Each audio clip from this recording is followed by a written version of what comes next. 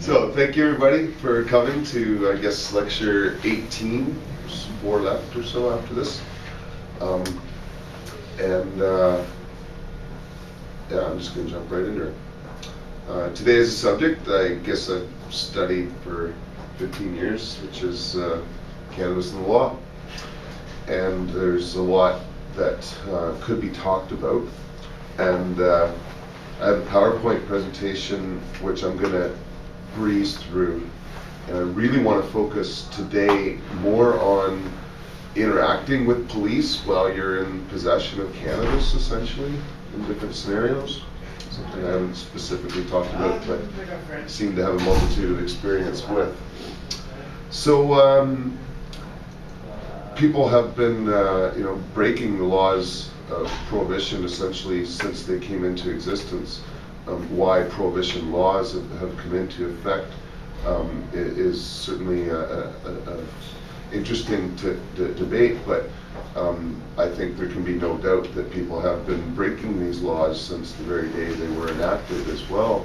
And so the study of the laws around the prohibition of cannabis has as much to do with the written law as the application of the law as the judicial process that reviews when the law and the actual application of the law are tested against each other. Now, we're privileged now to have that kind of judicial review. Back in the old day, you'd get stoned pretty quick, or whatever the punishment was. There wasn't really much of a review. The law was written. If you were caught breaking it, then the punishment was very quickly affected upon you.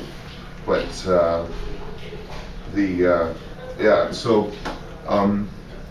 the first real specific laws around cannabis started in specific states in the U.S. We've done a talk on the Marijuana Tax Act, and so I don't want to get back into it all, but different states, Texas, and California's laws were typical in some sense of what was written, because they never made it illegal to use cannabis. They just required you to have doctor's authorization, or I think was what even in California the first step was, and then started taxing it. And so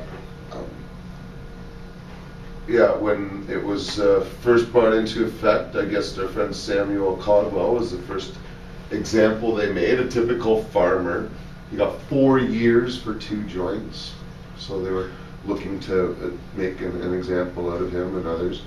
And it's really something where in many ways Samuel is the face of people being incarcerated to this day, although a lot of the people being arrested are younger.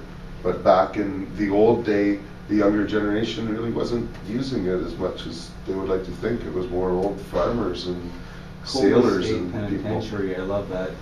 Cola. It says on his neck, yeah. Cola State. Cola, Coca-Cola. Yeah. Probably. Yeah. Pensacola. So the war on drugs really picked up with Richard Nixon in 1971. The 60s were really an experimental age with much more than cannabis. And there weren't a lot of arrests really even up to 1961 or 71. It was something that the police could arrest people for, but it really wasn't being made that big of a deal in most quarters, although certainly in 1971 things did pick up. But it was, I'm not to say that it wasn't being enforced in the 1960s. It just wasn't being made a priority amongst the police, that if they caught people with it, then it was a convenient and easy way to arrest them.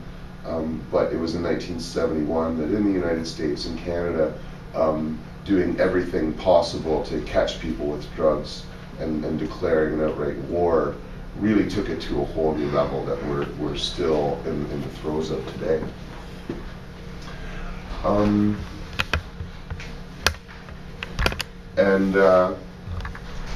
In the last 15 years, really, the medical issues have really hit the spotlight in North America, something that really didn't exist much before the early 90s when Dennis Prawn started up the San Francisco Cannabis Buyers Club. And now there's, I think the last number I heard was 1,000 clubs in California with 500,000 registered state card holders. Now, at the same time, the DEA has almost been arresting more and more every year, and even though President Obama said last year that they would not be seeking prosecution on medical clubs any further, there has still been the odd raid, and even recently the DEA have been, I think, shutting down various locations, threatening landlords, and entering premises and seizing property and stuff like that, at times without even laying charges, which is a scenario that happens far too often because people can have property seized by the police, and if they don't lay charges against anyone, then there isn't a court date, and unless you're going to go and very few people breaking the law will, take your evidence and invite the police in, right away after the last one's just left taking all your stuff to it's which is something I've never heard of. Again, the police pretty much have a license to steal from different clubs and stuff, and without laying charges often, there's no recourse to either stop them from doing it again or. But